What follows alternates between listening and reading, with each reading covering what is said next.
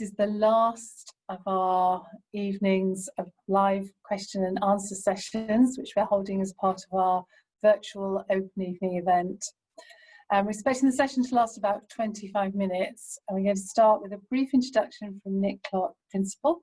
Then I'll introduce the panel to you, and we'll start with some questions that we know from experience are most frequently asked, but we do want you to post questions to us. So at the bottom of your screen, you should find the question and answer section. We ask you to use it, and we ask you to post any questions of interest to you. If you're not familiar with Zoom, there are different view options, possibly in the top right-hand corner.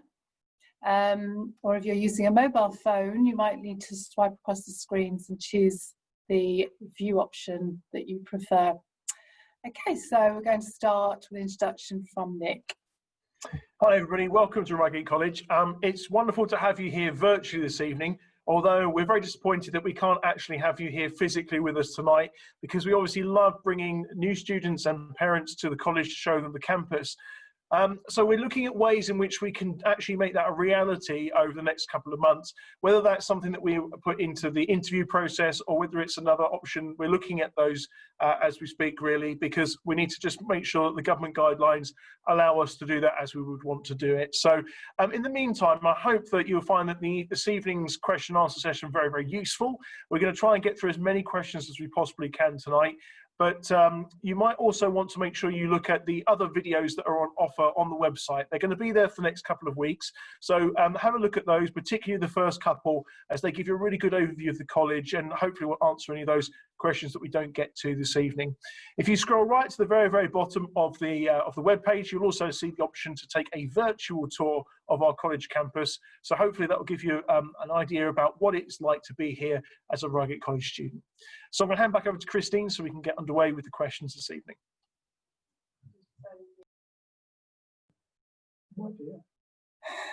Okay, so introductions. We have Chris Whelan, who's the CEO, Nick Clark, who's already introduced himself, the principal of the college, Sam Davey, who's assistant principal with responsibility for pastoral, Ryan Bull, who is Associate Principal with responsibility for curriculum, and finally Ellen Walkinshaw, Associate Director for Student Progression. So we're going to start off with a question that might occur to you as you're filling in your application form and you're considering the subjects that you might choose. So are there any restrictions, Ryan? We've got loads of subjects available. Have a look on the website. There's lots of information there, but there's over 50 for you to choose from, and a combination of, we've got Btec's A-levels, we've got some technical levels as well. The only real restriction is you must meet the entry requirements for our courses. So have a look in detail. There's they do differ slightly from subject to subject. So have a look. As long as you meet those entry requirements, any combination of subjects can work. So just have a look at the detail. Thank you. Ellen, what if a student wants to study more than the average 3 subjects and they're interested in studying 4 A-levels? Is that possible? Yes, absolutely. We do have quite a few students who arrive and would like to study 4 A-levels. And if their GCSEs are really strong, so we normally say it's averaging about 7 and above, then yes, that's certainly something that we can discuss with students at enrolment, and many students do take 4 A-levels.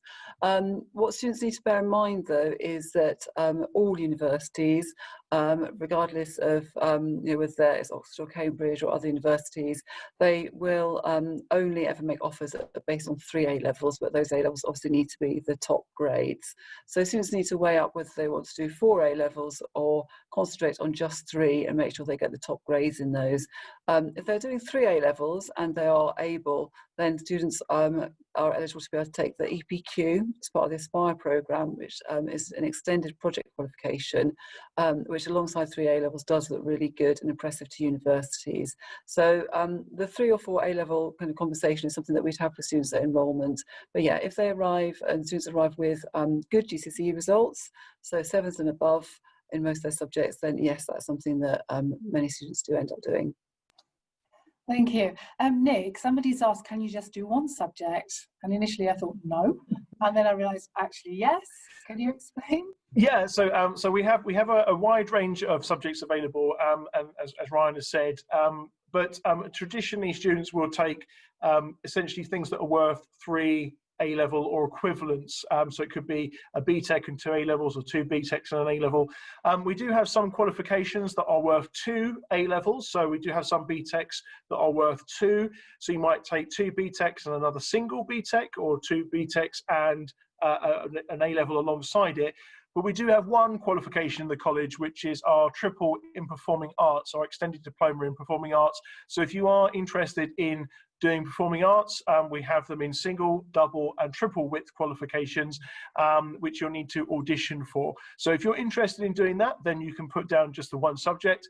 Other than that, though, you will need to make sure you've got the equivalent of 3 different subjects. Thank you. You mentioned BTECs in that explanation. What does a student need to consider, Chris, when determining whether they should opt for the BTEC or the A-level in a subject? Yeah, there's a number of differences between A-levels and BTECs. In general, I would say that A-levels tend to focus on the sorts of subjects you'd be familiar with at school. So English, maths, biology, chemistry, physics, history, geography, French, German, Spanish, and a number of other subjects you may not have met at school, such as sociology, classics, politics, psychology, and a good number of others as well. Now, these tend to be quite general subjects, whereas the BTEC subjects tend to emphasise a vocational or occupational kind of route. Another important difference is the way in which they're assessed. So with A-levels, the majority of A-levels are assessed entirely by exams at the end of the 2 years, so at the end of the upper sixth. And some of them are 80% exam at the end of the upper sixth and 20% coursework, and that coursework is done in the upper sixth as well. With BTEC qualifications, it used to be the case until very, very recently that they were entirely coursework, and you did the coursework in modules across the 2 years. Now that's changed in the last year or two, and for all new BTEC courses, there is a mixture of exams and coursework. The emphasis is still on the coursework, and both the exams and the coursework are done across the 2 years. With the split out between coursework and exams in BTECs, it varies enormously between the different subjects, and you would need to check each subject individually to see quite what the balance is there. But think of A-levels as primarily an exam at the end of 2 years. BTECs is mostly coursework with some exams that spread across the 2 years. Thank you. Now, you referred to the vocational aspect of a BTEC qualification. What about that student that likes the sound of the assessment, they like the sound of the content, and they choose the BTEC and then subsequently think, actually, I'd quite like to apply to university. Is there any point? Yeah, very much so. Years and years ago, there used to be a split out in the universities between the universities and the polytechnics. The polytechnics were always happy with BTECs, the universities less so. Now, that distinction has substantially disappeared in recent years. The majority of our students, when they leave the college, go on to university, and fairly large numbers of those have BTECs as part of their programme. We have no particular trouble getting students into universities having taken BTECs. Most of the students progressing to higher education will have taken a mixture of A-levels and BTECs.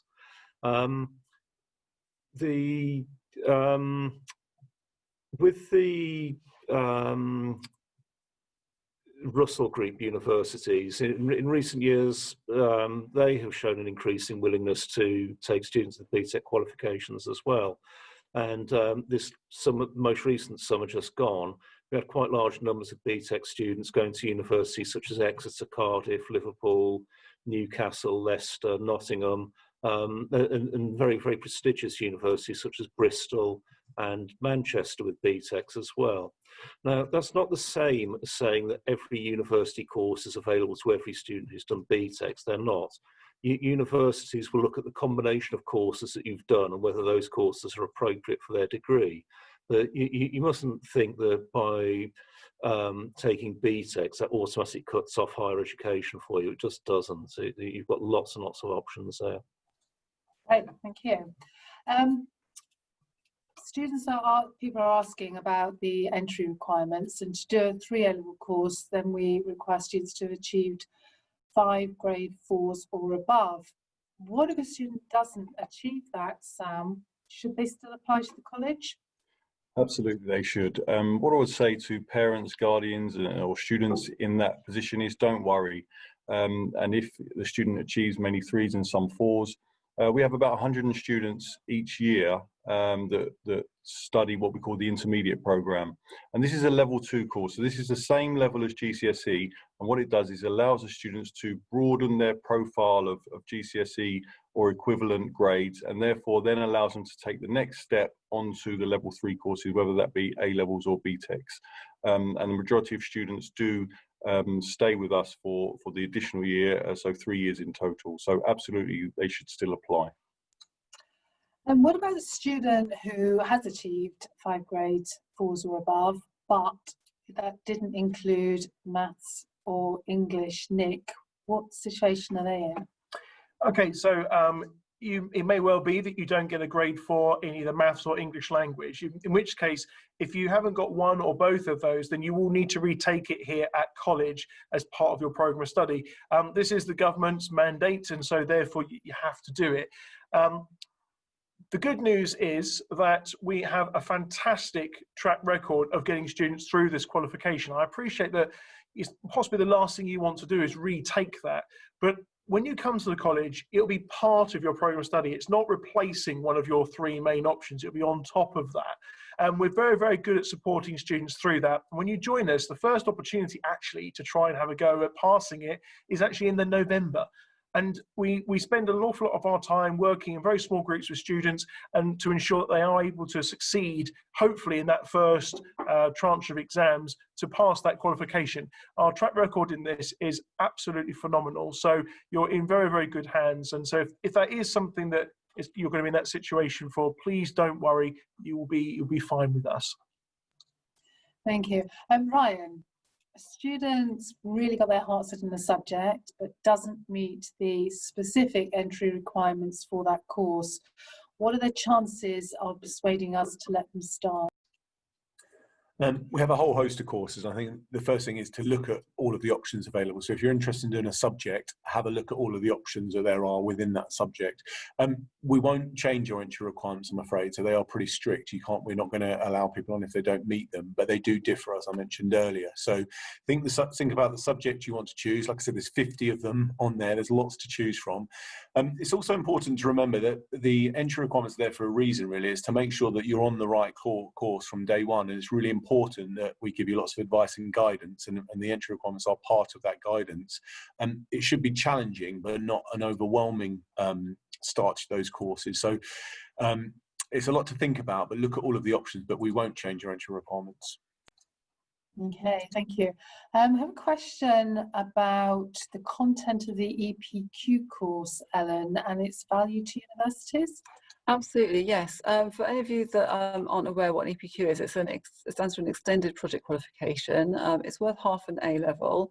In most cases, or in all cases, it involves a substantial amount of independent research on a topic of student's choice. And in most cases, the end result is an extended essay, so a dissertation. Universities really value this because obviously it gives students a range of research skills they might not otherwise have from just studying A levels or Btecs. They know how to reference correctly, write a bibliography and abstracts and so on. So those skills are things that universities really do value. All universities value. Some universities actually will make a lower offer to students who have an EPQ, so they might lower their offer by 1 grade if a student has a high grade in EPQ. So it is a very valuable qualification.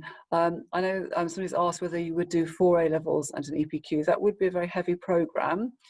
We do have a small number of students that do 4 A levels and an EPQ, but in most cases, the students that are doing an EPQ are those that have qualified for the Aspire programme, so they've come with really good GCSE results, and they're doing it alongside just 3 A levels. Thank you. You talked then about skills for university, and of course one of the skills that we put a great emphasis on is independent learning skills. And one of the reasons that we feel this is so important is because of the value after college, in addition to that in college. Chris, how do we know that this is so important? Okay, well, how do we know? Indeed, anyone can say we do great independent learning skills here. As Christine said, once students go to university, a much larger proportion of your learning at university is made up of independent learning, so outside of your lectures and tutorials and labs. The universities have a body called the Higher Education Statistics Agency, and it does lots of research work on outcomes and things in universities. And one of the interesting things they do is they look at students who have reached the end of their degree, so 3 years after leaving college, and they track those students back to the schools and colleges that they came from. And what they do is produce a report for us each year, and it shows how our students did at university compared to students who went to schools, sixth forms, to sixth form colleges and to independent schools. And from this information, we can see that our students are much more likely than national average to go on and get a first or a 2-1. They're much more likely to stay in university and not drop out. And complete their studies. And the report also breaks down the performance of our students once they go to Russell Group universities, and we're talking about quite large numbers of students here. These students are very much more likely to gain first and 2-1s in Russell Groups than students who went to state schools or to other sixth form colleges, or in fact compared to students who went to independent schools as well. And the differences are quite large. And a really important factor in this, we think, is the skills students develop to do work outside of the lesson, their independent learning skills, becomes a very, very big factor in successful higher education. Thank you. I want to move away really from talking about subjects, talking about the application process, because there are lots of questions about that, but just one last question. If a student has a particular question about a course, is there anyone they can speak to, Ryan? Yeah, hopefully you've got lots of questions, and we normally would have answered to most of those tonight, and it's a shame that we can't. But yeah, please keep a record of all the questions you've got, really the subject-specific ones, and bring them along to your interview. It might be worth just checking first on the website. There's a frequently asked questions section on the subject pages as well, so have a look there. But yeah, the interview will be a chance to talk to someone about your course choices, some of the intricacies of the courses and the difference between some of the finer details, so bring them with you. If you really can't wait and you can't find it on the website, then obviously please email us in to the admissions team, and they'll be able to get an answer back to you. But yeah, bring lots of questions. Thank you. Sam, what happens once a student submits their application? Okay, so once a student submits their application, then we will acknowledge that, and the application needs to be in before the 2nd of November. It's worth pointing out at this stage that there's a different application process for our partner schools, and the school should give you details of how to do that online. From non-partner schools, you can download the application form from the website and then submit it to the college. Once we have your application, you're invited in for interview. So the first tranche of those is for our partner schools, and then after Christmas until March, we conduct the next interviews. Currently, they're planned for being on site. Hopefully, we can do them face to face. And what we're looking for is, in terms of you preparing for the interview, is think ahead to making a good first impression. But what we want is excellent attendance, excellent punctuality, and very good reports and reference from your school. If you tick all those boxes, then you're certainly a student that we would like at Reigate College. After we have the interview, then there will be the offer letter, and then we have subsequent days to invite you in to get, give you a taste of the place moving forward. Thank you. Nick, we have a concerned parent who's looked at the admissions policy and realised that they're in the last category. What are their chances of getting a place in the college for their son? It's a very good question, and it's a question that gets asked an awful lot. The key thing is, as Sam says, is make the application first of all. The deadline for submitting all applications is the 2nd of November, so that's the Monday after half term. But it depends on where you are in that admissions process. So if you download the essentially the admissions policy, it will go through categories A through to I, and you can work out where you come in that. But if you are in that second half, the sort of bottom half of those categories, time is of the essence, because what we do is when we get all those applications in on the 2nd, we then go through the policy in a strict order, and we'll come to a particular category, and we know that with all the applications we've got waiting in that category, we will be full. And what we do is we then take those applications in that category in date received order. So simply, the lower down you are, the more important it is to get your application in promptly to the college. We having people trying to knock on the window here to pass it in during our break in between these talks. But, we're not going to be here beyond the next 10 minutes or so. So please don't bring that tonight. But, first thing tomorrow is fine. You can submit that either by post to the college, you can drop it off to us, or if you are going to email it to us, it must be emailed to us as a PDF format in order for us to be able to process that. So we can do all of those things, get it on there, and as I say, Sam said, we will kind of get back to you to confirm we've received that probably in the next couple of weeks. We are receiving really high volumes of applications at the moment, so please just bear that in mind when you're making your application. A couple of other questions that have come in about applications. In terms of your subject choices, you can absolutely change your mind about your subject choices. So we're not expecting you to have figured out already the 3 or 4 subjects that you're planning on looking at here at the college. So put down your best guess at this moment in time. We appreciate that at interview you may want to change your mind. That's absolutely fine. That's what the whole interview process is about, us being able to kind of work with you to get the best possible combination for success. And also a question about filling in the predicted grades. We fully appreciate that not all schools will have issued you with current working grades. It might be that your interim reports aren't due out until towards Christmas. So at the moment, fill out your sort of best guess of your predicted grades. And if your school has sent you a year 10 report, then maybe you want to use those grades. And then we'll obviously revise those when we ask you to bring a most up-to-date report with you to your interview. So that's really important. I think that's generally all the questions we've had on the admissions process. There is a whole video that I've done about that and what goes on afterwards. So I recommend that you take time to have a look through that. Thank you very much. Ryan, what does a typical day look like for an average student? So our college day runs from 9 till 4:15, obviously 5 days a week. The students aren't in for all of that time, so they'll have a timetable that's probably each kind of unique to them depending on their subject choices. They'll do roughly 4.5 hours of lessons and then we expect them to do about 4.5 hours sort of equally on top of that independent study. So that might mean that they're in 4 or 5 days a week. We're currently we're working on a slightly reduced timetable in the sense that we're trying to restrict the number of days that students come in. They're still getting contact time and that independent study, but just because of the current situation, we're trying to reduce that travelling time. So students are in, for slightly longer days, but fewer opportunities. We really encourage students to work outside of the lesson a lot and develop those independent study skills that we talked about earlier on. But yeah, the timetables will be individual to you. And if you have free time and you're not in a lesson, then you can use that time how you want. And we encourage you to work. And obviously, but if you decided to go home and do that study or do that study at college, that would be your choice, and will help you develop that kind of time management and organisation skills to help you really succeed when you're here at college. Thank you. Chris, how big are the classes? £1 for every time I've been asked that one. Yeah, when you're in secondary school, your class sizes for most of your subjects are probably going to be about 30. So your English, your maths, biology, chemistry, physics. For your optional subjects, it may be a little bit less than that.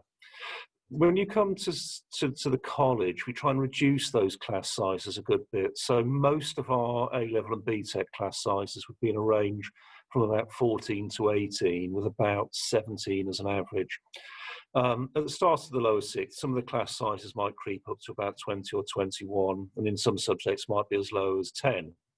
But think in terms of 14 to 18 as being fairly typical.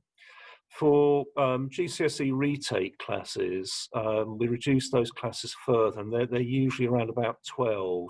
What we're trying to do with these class sizes is make sure the teacher can spend as much time with you as possible.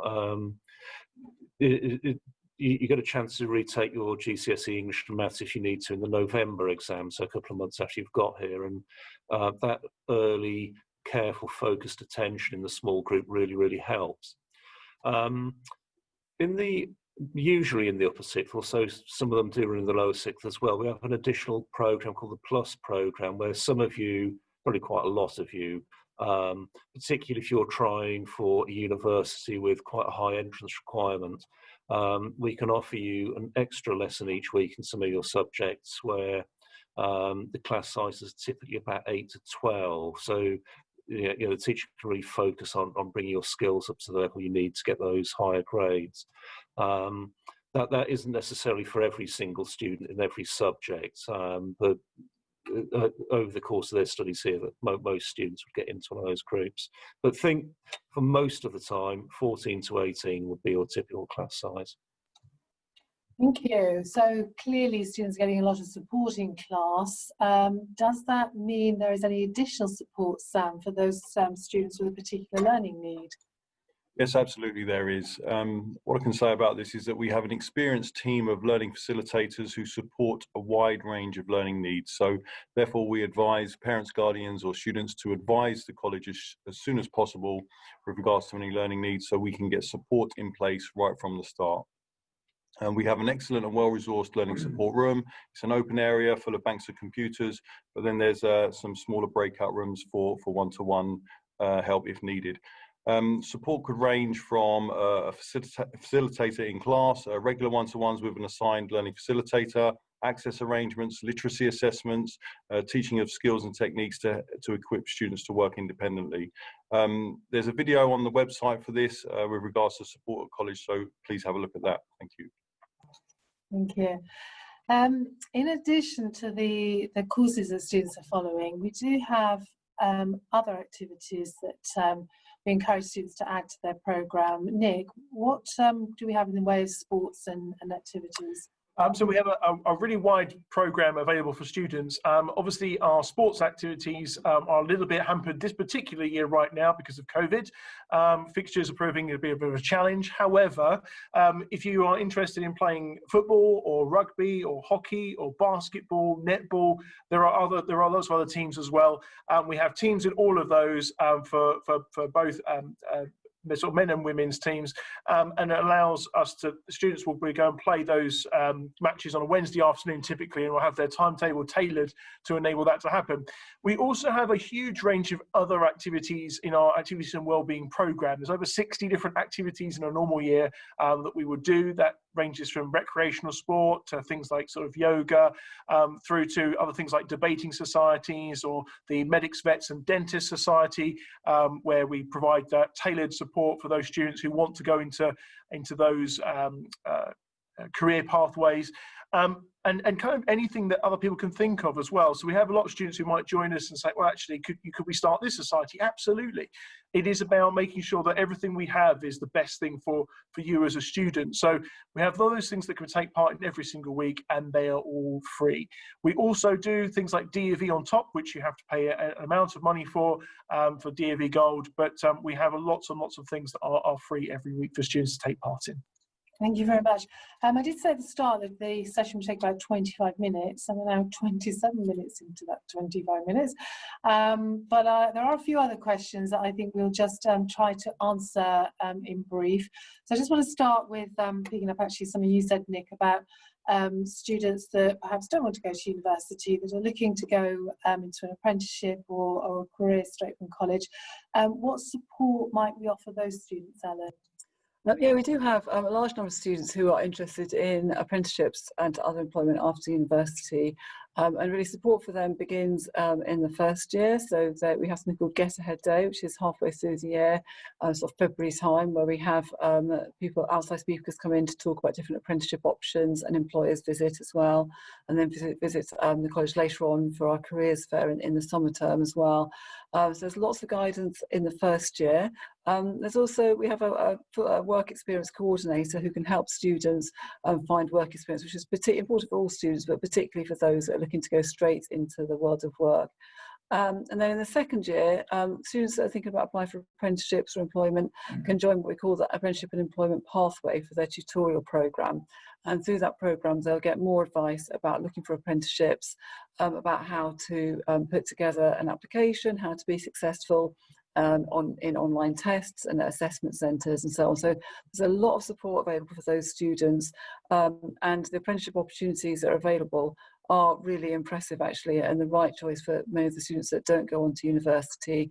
And we have had success at getting students or helping students get on to degree level apprenticeships, and some of those students have come back to college to talk about their experiences, which is really beneficial for the students that are considering that as a pathway. So yeah, there's a lot of support available for the students who aren't going to go down the university route. Yeah. Thank you very much. Looking through the questions that still been left unanswered, I think they have actually been covered. If not, I will explain how we'll get round to those, but I'm conscious of the time. So I just want to finish by asking Nick to really sort of pull everything together and say, you know, ultimately, why should you apply to come to Reigate College rather than perhaps stay on at the school that you're at and stay in the sixth form, or apply to a sixth form elsewhere? What is it about Reigate College? Okay, I mean, it's a very, very, very good question, and I think, you know, ultimately, we will talk this evening, and you'll only hear people at this college really talk about what we can offer you as a college. We won't talk about other places and what they can do, because, you know, you need to find that information out for yourself. And ultimately, we appreciate that, you know, Reigate College isn't the right place for everybody. People have to make their own mind up about based on the information that is available. And I just encourage you to make sure you ask the right questions to all the places you're thinking of applying to. But in terms of sixth form colleges like Reigate College, so sixth form colleges, they are the best providers of a post-16 education in the country. And that's really because, again, like here at Reigate, every single teacher we have is a subject specialist.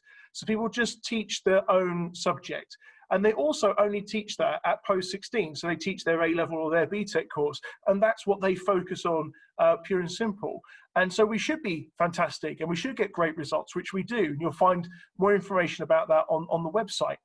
But it's not just about getting a fantastic academic experience. It's about all the skills you learn. We've heard a lot tonight about independent learning. It's really important to, you know, take that stepping stone from school. If you're going off to university or employment or apprenticeship, actually having that kind of middle stepping stone in between where, you know, 50-50 in some respects your learning is being both in class and also getting you to prepare that sort of independent learning. Because when you go on to university or employment, you know, at least 75 or 80% of the time, it will be independent learning. And if you're having to make that jump, it is a massive one. So having that stepping stone is really important. But it's all the other things you've heard about this evening. So it's all the extracurricular activities. It's all the advice and guidance we have for university. It's also for apprenticeships. It's the fact that all the facilities here, which I hope you will look at on the virtual tour, are here just for you. And ultimately, everything that we do is to ensure that you get the absolute best in terms of, you know, being able to push yourself to achieve your full potential. So I hope you take time to look at all the videos that we've got on the website and make that application, because again, once you've made the application, we can invite you in for interview and we can look at making the best program of study for you. So I hope that answers that question, Christine, and I'll hand back to you now. Absolutely answers the question. If only I were many years younger, I will be applying to come to the college. So that brings us to the end of this session, and I'd like to thank the panel for their contributions. If you ask a question that hasn't been answered, what we'll do is we'll add it to our frequently asked questions section on the website after this evening. So thank you for joining us this evening. We hope you found the session helpful. Please do continue to check the website for all the latest information. And finally, we look forward to receiving your application before that deadline of the 2nd of November 2020. And if you're in the lower half of the priority list, then please do apply as soon as possible to enhance your chances of securing a place. So this is the final time that we're going to say good evening. We hope you enjoy the rest of your evening. It's good night from all of us.